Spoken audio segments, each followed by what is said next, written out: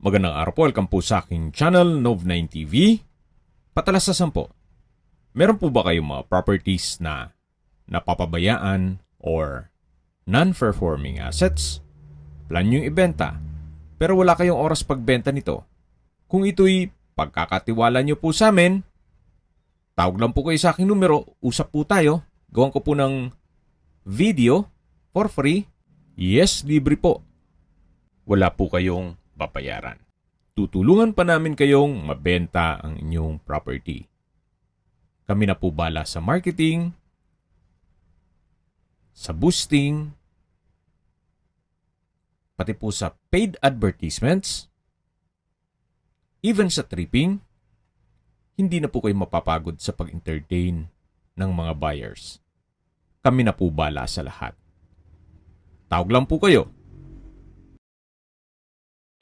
Nandito po tayo ngayon sa Morong Bataan kung saan meron po tayong bagong video presentation, isang private farm resort. May lot area po ito na 4,000 square meters. Nakabakod na po buong property ng concrete fence at ito po yung garahe. Ang main house po ay 2-story with 3 bedrooms, 2 bathroom, formal kitchen at dirty kitchen. Meron pong caretaker house, may 1 bedroom, 1 bathroom with kitchen at meron din pong guest house na may toilet and bath at kitchen. Yan po yung kubo, isa sa hangout area at ang swimming pool naman po ay may size na 20 feet by 28 feet. Meron din pong malaking kubo dun sa taas na may 1 kwarto.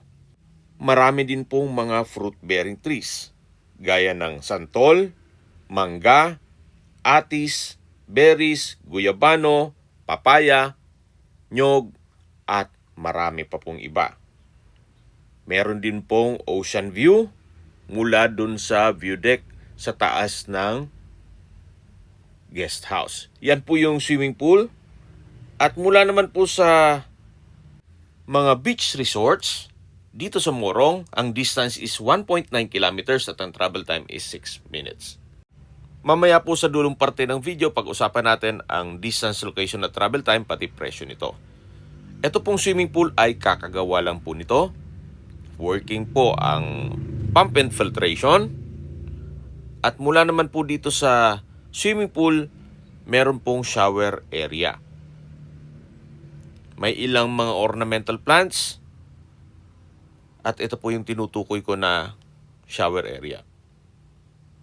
Sa likod po niyan ay yung concrete fence. Ito naman po yung tinutukoy ko na guest house na may view deck sa taas. Meron po itong 1 kwarto at banyo, meron din pong maliit na kusina. Maisingit ko lang po yung reason for selling. Sina owner po ay nasa Amerika at madalang na rin po silang umuwi dito sa Pinas at kung sakali man gusto po nila ay maliit na bahay na lang. Yan po yung sliding glass door mula sa may living area nitong guest house at ito naman po yung main door. Check po natin. Open concept lang po ito. Parang studio type. Ito po yung kitchen. May kitchen countertop, stainless sink with faucet, wall-mounted kitchen cabinet, at storage ng kitchen utensils. Dito na rin po ang living area na meron pong sliding door at wall. May bamboo set. At dito naman po yung bed frame with mattress. Then may split type aircon. May TV. At dito naman po yung toilet and bath. Meron po itong water closet with bidet, hand wash basin, vanity mirror, shower enclosure, at overhead shower. Meron din pong hot shower set at bathroom window. Yan po yung toilet and bath ng guest house. At dito na po tayo sa kusina. Yan po yung main door. At paglabas po natin, matatanaw po natin yung vacant space o lot at yung main house. Ito naman po yung hagdan papunta sa view deck. Ang kagandahan po dito sa property na to ay na-develop na po. Ang kulang na lang po dito ay lalagyan nyo ng mega tent para hindi ganun ka mahal para i-convert nyo sa events place. O di kaya'y lagyan nyo rin po ng mga ilang guest house para maging staycation business. So nandito na po tayo sa roof deck. Yan po yung shower area at yung pump and filtration. Yan po yung swimming pool. Sa baba po yung garahe. Yan po yung driveway. Bali, dalaw po ang street access kasi corner lot po ito. May dalawang gate. Yan po yung bakanting lote na meron pong mga fruit-bearing trees. At hanggang sa dulo po yan. Napakalaki po nitong property. 4,000 square meters. Marami pa po kayong i-project dito sa area na yan. Pero kung ayaw nyo mga magnegosyo, maganda na rin po itong maging rest house ninyo. Or family farm estate para buong pamilya, especially kung maraming pamilya kayo, isang compound na lang po. Yan po, tunghayin nyo po ulit. Nandito na po tayo sa baba. At matatanong natin yung main house o guest house. Ito naman po yung tinutukoy ko na another guest house na kubo. Na meron din pong kwarto yan. Yan naman po yung pangalawang gate na another street access. Nandito na po tayo sa may main house. Meron pong canopy. Kung sakaling may igagarahe po kayong sasakyan. At may balkonahe. Bali, 2-story house po ito. Na may 3 kwarto, 2 banyo, may formal kitchen at dirty kitchen. Ito po yung balkonahe. At yan naman po yung main door. Samahan niyo po ako. Pasok po tayo. At welcome po dito sa bahay ni Madam at Sir. Yan po yung kitchen, dining area, living area. At ito po'y double high ceiling. May sofa set, center table, split type aircon, TV. Meron pong glass wall and window with blinds. Premium tiles ang ginamit sa flooring. Dito naman po yung dining area with dining set. Then, yan po yung formal kitchen na newly remodeled po ito. Meron pong modular kitchen cabinet, under sink water filter system, sink garbage disposal grinder, gas range, range hood, oven, microwave, modular kitchen cabinet, kitchen drawer, at breakfast nook. Granite din po ang kitchen countertop. May kitchen window with blinds, may refrigerator, 2 high chair, at dito naman po yung dirty kitchen.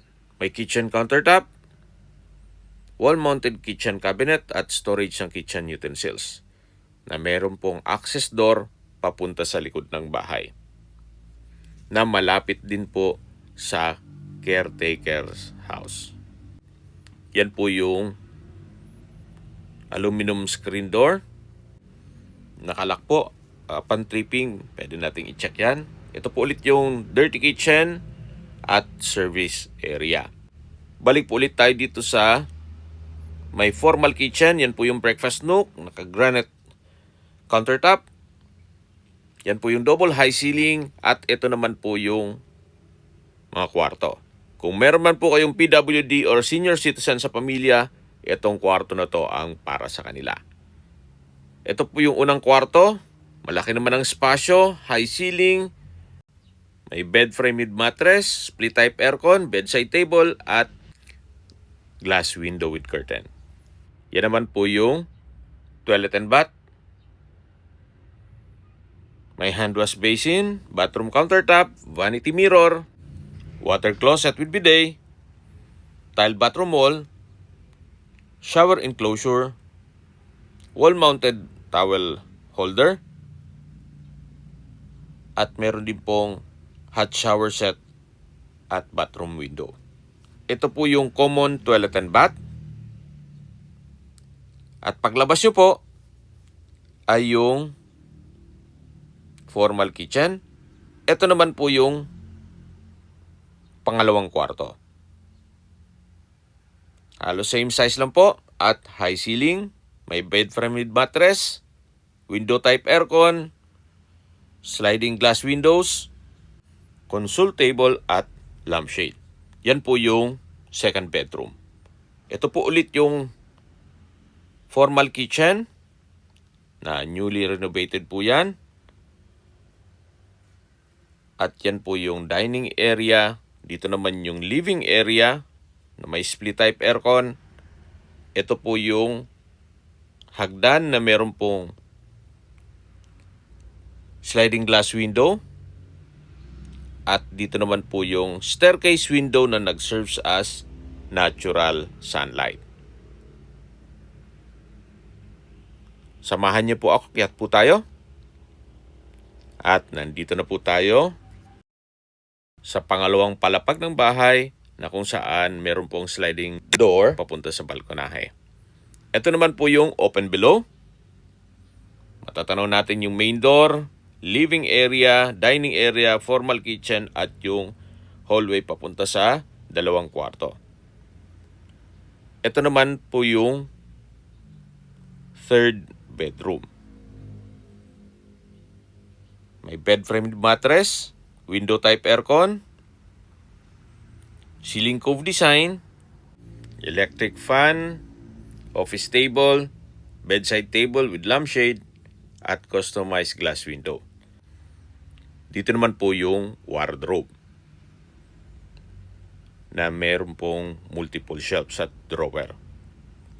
Dito naman yung toilet and bath, may hand wash basin, vanity mirror, water closet with bidet, shower enclosure,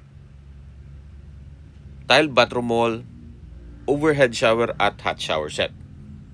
Meron din pong bathroom window. Yan po yung toilet and bath ng third bedroom. Po, tunghayan niyo po ulit. Malaki naman po ang espasyo niya. Labas po tayo. Yan po yung open below at dito naman yung maliit na balkonahe na meron pong sliding door. Mula po dito matatanaw nyo pa yung likod ng bahay na napakalaki pa po ng espasyo. Na halos kumpleto na rin po ang mga fruit-bearing trees. Gaya ng mangga, langka, guyabano, suha, lansones, rambutan, blackberry, guava, dalandan, santol, duhat, atis, chiko, nyog, cherimoya, sweet tamarind, kamyas, malunggay, banana, kalamansi, at marami pa pong iba. Maisingit ko lang po, ang bubong pala nito ay bagong palit. Opo, brand new po ang roofing. Kaya wala na kayong iintindihin pa sa bubong nito. Then lahat pong window grills ay napinturahan na. Meron din pong CCTV at 10 solar lights. Yung swimming pool, nabanggit ko na sa inyo na halos bago pa po yan. At mula naman po dito, Yan po yung driveway, yung pangalawang gate o second street access. Mula po dito sa main house, sa may maliit na balkonahe, tanaw na po ang dagat. At lipat na po tayo. Yan po yung guest house, yung malaking kubo. Ito po yung driveway na papunta naman sa likod ng bahay. Yung color yellow po, yan po yung concrete fence. At ito naman yung papunta sa caretaker's house na meron pong concrete pathway. Napakasipag po ng caretaker ni Madam. Mapansin niyo po, ang linis po ng kapaligiran. Nasa dulong parte na po tayo ng property. Makikita natin yung mga yellow na color. Yan po yung concrete fence. At itong caretaker's house ay malaki din po ang espasyo at maayos.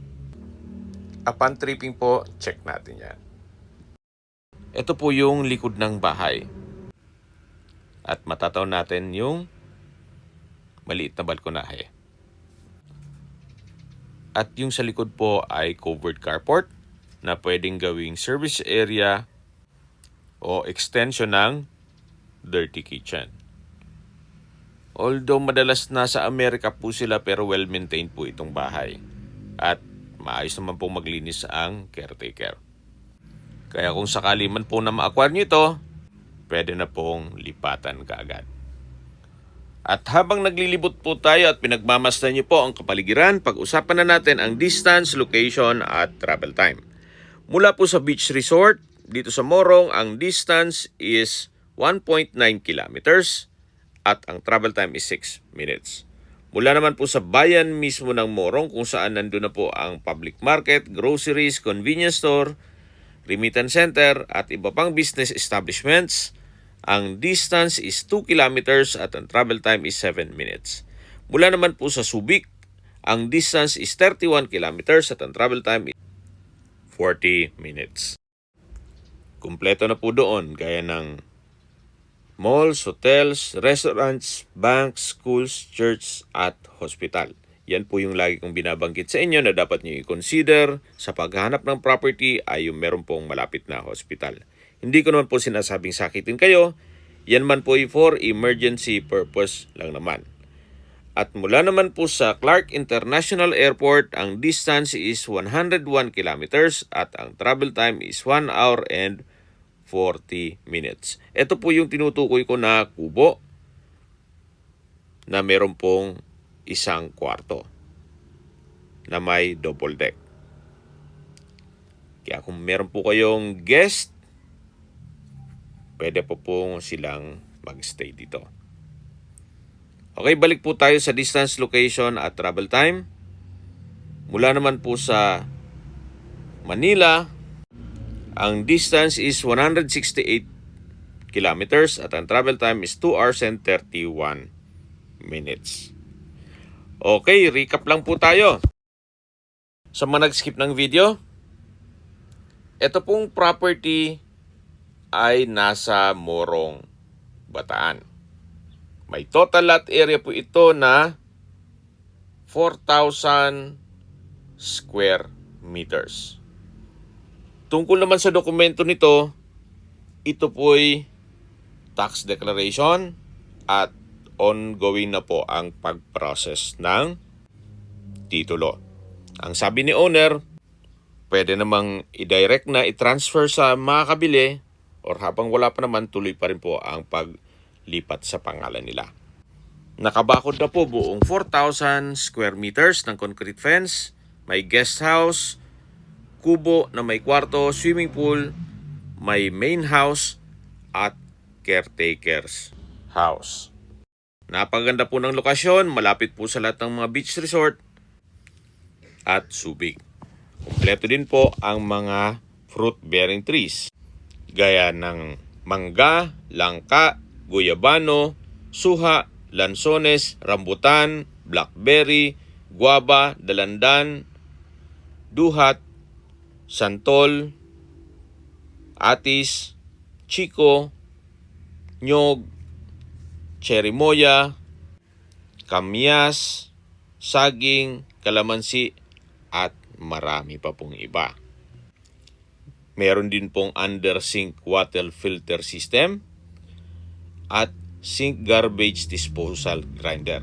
May 3 CCTV, 10 solar light post, bagong gawa po yung kusina, bago rin po lahat ng bubong o roofing. May access na rin po dito ng tubig, kuryente at internet provider. Accessible din po ito ng public transportation. Okay, sa presyo na po tayo. Binebenta po ito ni owner sa halagang 55 million pesos. Kung negotiable, siguro po upon tripping, mag-counter offer na lang kayo sa asking price nila. Kung may mga katanungan po kayo o gusto magpaset ng tripping, kailangan po ahead of time. At kung sakali man po na ang interested buyer ay nasa Amerika, mas mapapabilis po ang inyong transaksyon kasi madalas po nandyan si owner. At kung may mga katanungan man po kayo, tawag lang po kayo sa aking numero. At sa mga kababayan naman natin nasa ibang bansa, meron po akong WhatsApp, Viber, Telegram at Signal. Same number lang po, 0917-316-3399. Sa mga nagtatanong naman po ng aming Facebook, meron po aming Facebook page na Nov9TV at Facebook Reel Video. Meron din pong TikTok at Instagram. May ibang YouTube channel po kami, the Nov9TV channel, Nov9TV Listings, Nov9TV On The Spot, Nov9TV Updates, at Nov9TV House Rental. Sana po naibigyan nyo ang video presentation. Paki-like and subscribe na lang po sa aking channel para ma-update din po kayo sa aking future listings. Kung sakali po hanap nyo yung mas malaking sukat ng lupa, meron din po kami ibang listings na pwede nyong pagpilian. Huwag po kayong mag-atubiling tumawag sa amin. Then, let us know your budget para malaman namin kung anong property pwede naming ilog sa inyo. Sa lahat pong viewers, subscriber at nagtiwala po sa amin, salamat po sa suporta. Ingat po kayo lagi at yung pamilya. Maraming salamat po.